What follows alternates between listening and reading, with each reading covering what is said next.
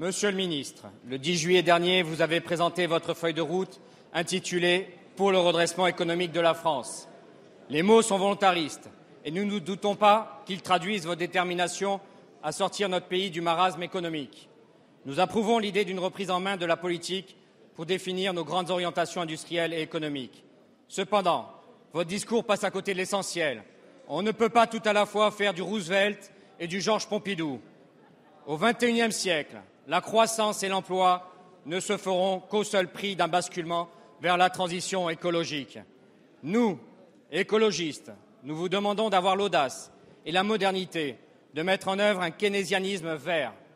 Nous devons repartir de l'avant sur une base décarbonée, décentralisée, économe en ressources et sobre en énergie. Cette nouvelle politique économique qui préservera les matières premières et l'énergie sera surtout créatrice d'emplois. Plus de gaspillage, plus de déchets et à terme une croissance découplée de l'épuisement des ressources naturelles. Pour cela, nous devons agir à toutes les étapes de la vie de la matière à travers l'éco-conception, l'écologie industrielle, l'économie de la fonctionnalité, la réutilisation, le réemploi, le recyclage. Le président Roosevelt a dit « Essayez quelque chose et si ça ne marche pas, essayez autre chose ». C'est possible. Les régions, les territoires, les villes comme Paris s'engagent vers l'économie circulaire. Ségolène Royal a pris la mesure de l'enjeu avec la loi de transition énergétique en mettant en avant l'économie circulaire comme projet industriel et environnemental, en faisant un projet stratégique sur les ressources de notre pays. Au-delà de vos quelques propositions concernant l'écologie, Monsieur le ministre, quand est-ce que vous franchirez le pas d'une réelle et ambitieuse transition écologique du XXIe siècle en faisant de celle-ci le réacteur de votre politique économique? Merci. Merci. La parole est à Monsieur Arnaud Montebourg, ministre de l'économie, du redressement productif et du numérique. Monsieur le Président, Mesdames et Messieurs les députés, Monsieur le député, je voudrais répondre à votre question en vous disant que notre politique, celle que vous défendez, celle que nous mettons en œuvre, est quasiment la même.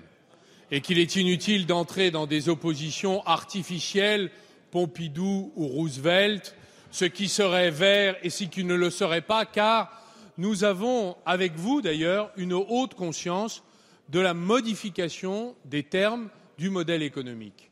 D'ailleurs, j'en veux pour preuve les 34 plans industriels, dont environ une dizaine sont consacrés à la mutation par l'innovation technologique, financière, économique, humaine, du modèle économique et de l'offre industrielle.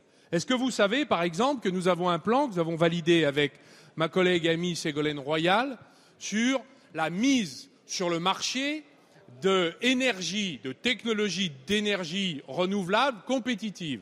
Savez-vous également que nous sommes en train d'offrir, avec les industriels du bois, les conditions réglementaires et législatives pour enfin construire en bois dans notre pays et stimuler de nouveaux usages du bois.